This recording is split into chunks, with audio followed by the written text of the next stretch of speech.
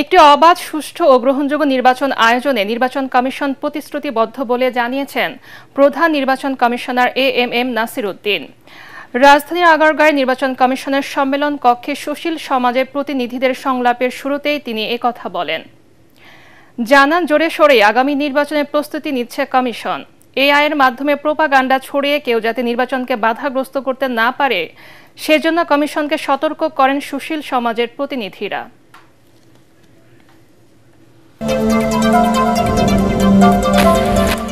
রাষ্ট্র পুনর্গঠনে প্রবাসী বাংলাদেশিদের ভূমিকা রাখার আহ্বান জানিয়েছেন প্রধান উপদেষ্টা ডক্টর মোহাম্মদ ইউনূস। নিউ ইয়র্কে প্রবাসী বাংলাদেশিদের অনুষ্ঠানে প্রধান উপদেষ্টা বলেন, জুলাই আন্দোলন পরবর্তী পরিবর্তনগুলোকে এগিয়ে নিতে গুরুত্বপূর্ণ অবদান রাখতে পারেন প্রবাসীরা। তাদের উদ্দেশ্য করে তিনি বলেন, গ্যালারিতে কথা না বলে মাঠে নেমে খেলার আহ্বান জানান তিনি।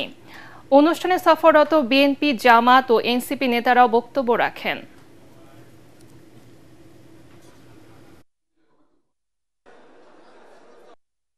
দলমত পথ সেই মতভেদ সেগুলোর বাইরে গিয়েও এই প্রজন্ম তারা দাঁড়িয়ে গেছে, তারা বাংলাদেশকে নতুন করে বলতে চায়, তারা বাংলাদেশকে বিশ্ব মঞ্চে উপযোগী এবং প্রতিযোগিতায় বাংলাদেশকে দেখতে চায়।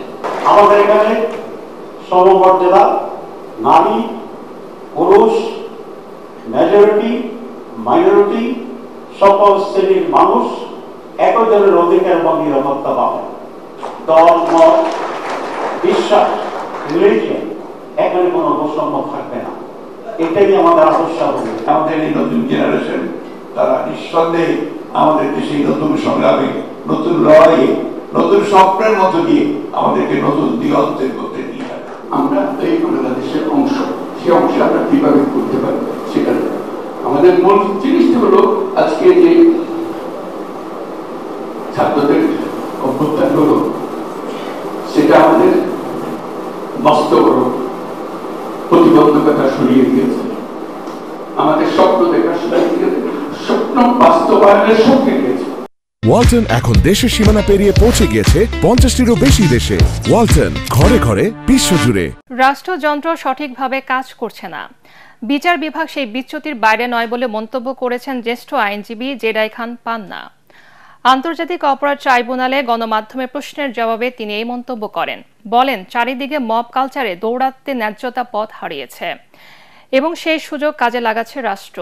সাবেক তথ্যমন্ত্রী এবং জাসদ সভাপতি হাসানুল হকের পক্ষে আইনি লড়াই করবেন বলেও জানান তিনি। হত্যার সঙ্গে জড়িত যে কারো সাজা হওয়া উচিত বলেও মন্তব্য করেন তিনি।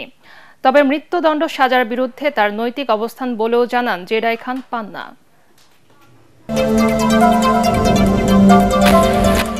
আজ মহাষষ্ঠী। মণ্ডপে মণ্ডপে চলছে দেবীর বন্দনা।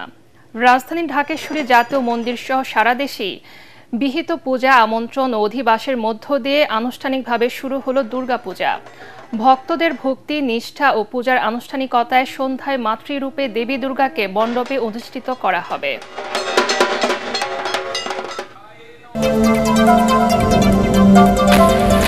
শারদীয় দুর্গোৎসবকে ঘিরে ফ্যাসিবাদী শাসন আমলের মতো কেউ যাতে কোনো রকম সাম্প্রদায়িক পরিস্থিতি তৈরির অপচেষ্টা করতে না পারে সেদিকে আইনশৃঙ্খলা বাহিনী সহ সবাইকে সজাগ থাকার আহ্বান জানিয়েছেন বিএনপির ভারপ্রাপ্ত চেয়ারম্যান তারেক রহমান।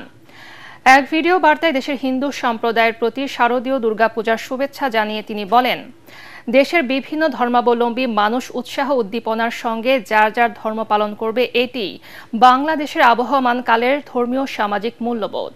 তিনি বলেন, বিএনপি বিশ্বাস করে ধর্ম যার যার, রাষ্ট্র সবার। ফ্যাসিবাদ মুক্ত বাংলাদেশে দেশের প্রত্যেক নাগরিক একে অপরের নিরাপত্তা এবং সম্মান রক্ষা করবে।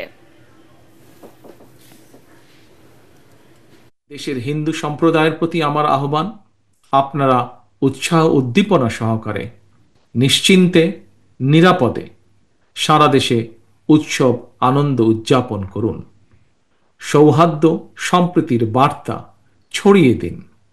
আমি এবং আমার দল বিএনপি বিশ্বাস করে ধর্ম যার যার, রাষ্ট্র সবার।